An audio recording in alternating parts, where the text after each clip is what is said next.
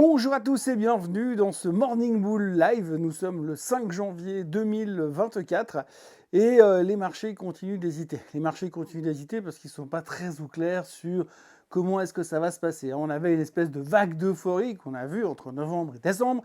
Et aujourd'hui, début janvier, on se pose beaucoup de questions. Tout le monde n'est pas encore revenu. Il y a encore de la neige à la montagne. Alors tout le monde est encore sur Facebook à montrer qu'ils sont en train de skier parce qu'il y a beaucoup de neige. Et pour l'instant, les marchés sont encore relativement calmes, mais ça baisse. Le Nasdaq vient d'aligner sa 5e séance de baisse consécutive. Alors, ce n'est pas des baisses de 2%, mais ça baisse gentiment. Je crois qu'il n'y a pas une journée qui se passe sans qu'Apple se prenne un downgrade sur la tête. Et puis, finalement, on voit que les Magnificent Seven, ce n'est pas vraiment là où les gens se concentrent. Bref, on se pose pas mal de questions. La grande question qu'on a, pour résumer, c'est quand même qu'on sait tous aujourd'hui que les taux vont devoir baisser au mois de mars. C'est ce qui était attendu, c'est ce qui nous a fait monter pendant 2 mois. Et aujourd'hui, on se rend compte que le mois de mars, voilà, on est déjà le 5 janvier, là c'est bientôt la moitié du mois, puis après il y a février, c'est très court, bam, on est en mars. Donc là, il nous reste, allez quoi, 3 petits mois, mais vraiment des tout petits mois pour arriver à cette première baisse des taux. Et là, quand on regarde un petit peu ce qui est en train de sortir, surtout au niveau des chiffres de l'emploi, là, on se dit, pas complètement sûr. Et puis après, on regarde les chiffres de l'inflation, on peut se dire, pas complètement sûr. Donc, il y a 2-3 petits doutes qui commencent à planer sur toute la stratégie qu'on a mis en place depuis le mois de novembre.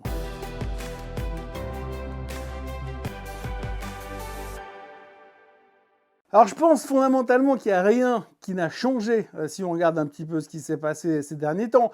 Mais là, tout d'un coup, on se rend compte qu'on a amené beaucoup de certitudes ces derniers temps, et certitudes qui sont en train de se faire remettre en question. Alors, on ne veut pas être négatif, on ne veut pas être bearish, on a envie que ça continue à monter, on a envie de voir les plus hauts historiques sur le S&P 500.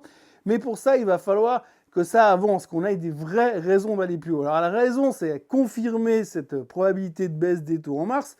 Vous savez que depuis le mois de novembre, on s'est bagarré en se disant oui, normalement, dans le premier semestre, on va avoir une baisse des taux. Puis après, c'était plutôt au mois de mai. Puis après, c'était plutôt au mois de mars.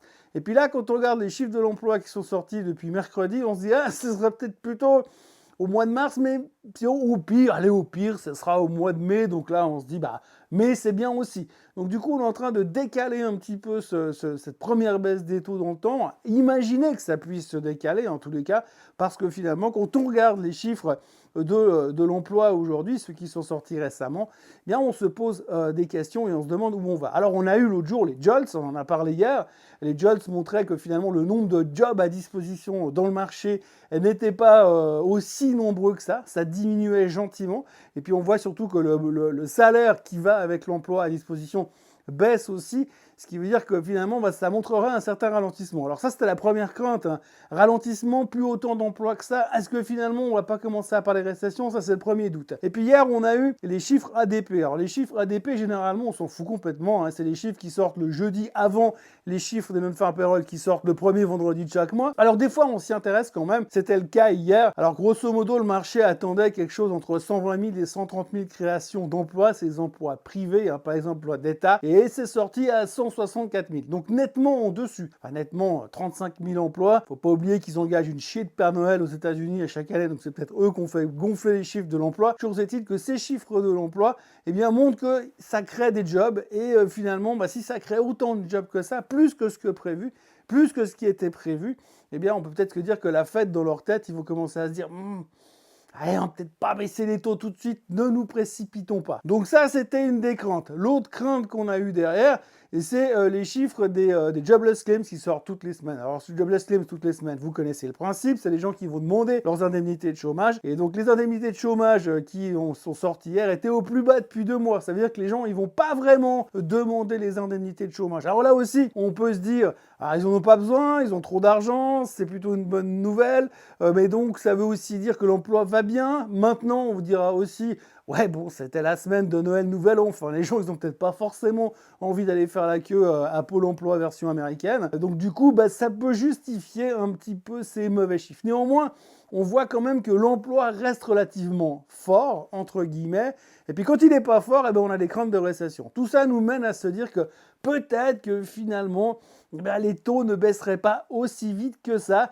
Et ça plaît pas des masses au marché. Et puis alors, il y a un autre sujet qu'il va falloir aborder gentiment, c'est l'inflation. Alors l'inflation, vous savez, hein, on sait depuis quasiment 6 semaines que l'inflation, elle est vaincue. Et les gars de la Fed, ils nous ont clairement expliqué qu'a priori, elle était vaincue. Mais on sentait une petite retenue en fin d'année passée, où finalement, ils disaient, oui, bah, a priori, ça a l'air d'aller, mais on préférait quand même pas qu'il y ait un petit rebond là, vous savez, ce truc où on croit que c'est fait, puis finalement, bam, ça repart à la hausse. Et bien là, justement, quand on regarde les chiffres qui ont été publiés hier en France ou en Allemagne, contrairement à ce que M. Bruno Le Maire a dit, l'inflation ne semble pas complètement vaincue, puisqu'on voit un léger redémarrage de l'inflation. Et ça, c'est pas forcément une bonne nouvelle. Alors vous me direz, c'est peut-être un dead cat bounce et que ça va rebaisser derrière, mais enfin, pour l'instant, quand on voit le début d'année, quand on voit les déclarations de certains en disant que les prix n'allaient pas baisser de sitôt, en tout cas, on ne reverrait jamais les prix d'il y a 2 ans en arrière, que l'inflation restait quand même relativement présente. On entend de plus en plus de personnes qui ont des problèmes à simplement consommer normalement. Et tout ça nous fait quand même craindre 2-3 choses au niveau de l'inflation. Aujourd'hui, il y aura l'inflation en Europe qui sera publiée. Et a priori, ça devrait également repartir un petit peu à la hausse. Et ça, c'est pas forcément une bonne nouvelle pour la baisse des taux qu'on a prévu encore une fois au mois de mars. Il y a un autre truc qui commence à gêner un tout petit peu, c'est ces problèmes dans la mer Rouge. Alors, on en parle peu parce qu'on s'en fout, on ne sait pas trop exactement où ça se trouve.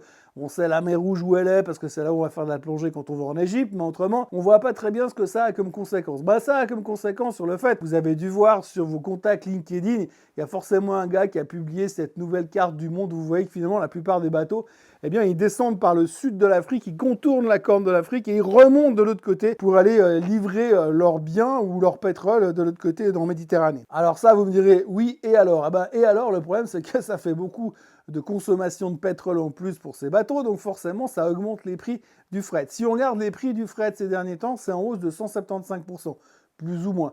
On avait déjà vécu ça à l'époque du Covid, où finalement vous avez les containers qui valaient grosso modo un container pour faire la Chine, Los Angeles, ça valait 1000-1500 balles, c'était monté jusqu'à 10 000. Et aujourd'hui, c'est en train de prendre le même chemin simplement parce que les armateurs, ils n'ont plus envie de remonter le canal de Suez parce qu'ils se font tirer dessus par les Houthis, parce qu'il y a la marine iranienne qui fout le bordel, que les Américains sont en train de tirer dans tous les sens.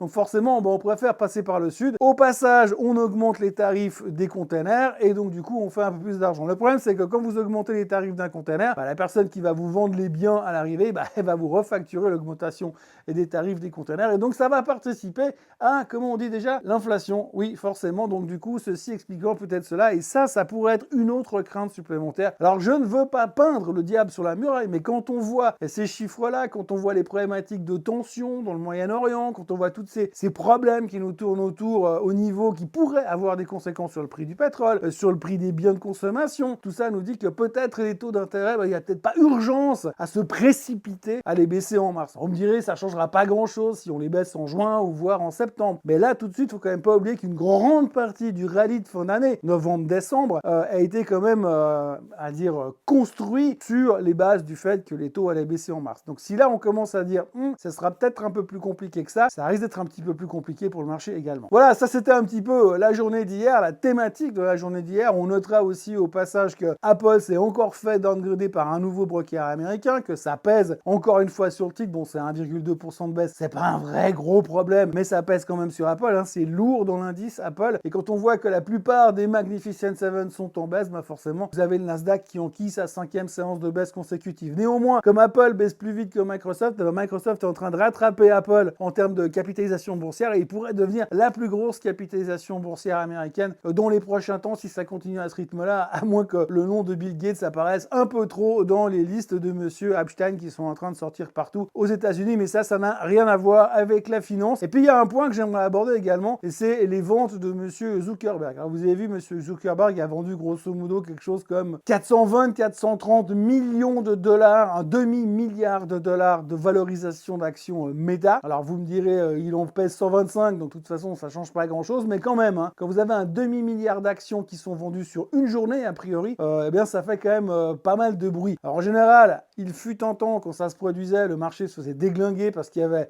une transaction énorme de la part de ce qu'on appelle un insider, donc un mec qui est quand même très proche du management, puisque c'est le management. Donc en général, ça fait très peur, mais là, le marché ne bronche pas. D'ailleurs, Meta était même carrément en hausse hier. Mais ce qu'il faut retenir quand même, Et c'est là que c'est intéressant, c'est que la dernière grosse vente que monsieur Mark Zuckerberg a fait, eh bien, ça date de 2021, juste au top du marché, quasiment à quelques jours près. Mark Zuckerberg a vendu une grosse position et derrière, boum, ça a décalé juste avant la publication des résultats. Et puis ça tombe bien parce que la publication des résultats de Meta, c'est pour bientôt. Alors, est-ce qu'il nous fait un back-to-back? On ne sait pas, mais il faudra quand même garder tout ça en tête. Mis à part ça, eh bien, aujourd'hui, il y aura les publications des non-farm payrolls, les fameux chiffres de l'emploi du gouvernement. Alors là, on attend quelque chose comme 170 000 créations d'emplois pour le mois de décembre. Il ne faudrait pas que ça sorte beaucoup en dessus, parce que sinon, on va commencer à se dire que attention quand même, parce que du coup, le côté hawkish de la force du côté de la Fed, je suis ton père, pourrait être remis quelque peu en question. Et puis autrement, on aura également le CPI en Europe. Alors quand on voit les chiffres du CPI qui étaient publiés en France et en Allemagne hier, on peut s'attendre que ça monte aussi. Donc on devrait reparler de cette inflation qui rebondit un tout petit peu. Voilà, en ce qui me concerne, eh bien, je vous encourage à liker cette vidéo, à vous abonner à la chaîne Swissquote en français et à revenir me retrouver quelque part ce week-end avec le Swiss Bliss, parce que oui, c'est reparti pour une année. Et d'ici là, passez une excellente journée. Et moi, je vous retrouve pour un nouveau Morning Bull Live lundi matin. Bye bye!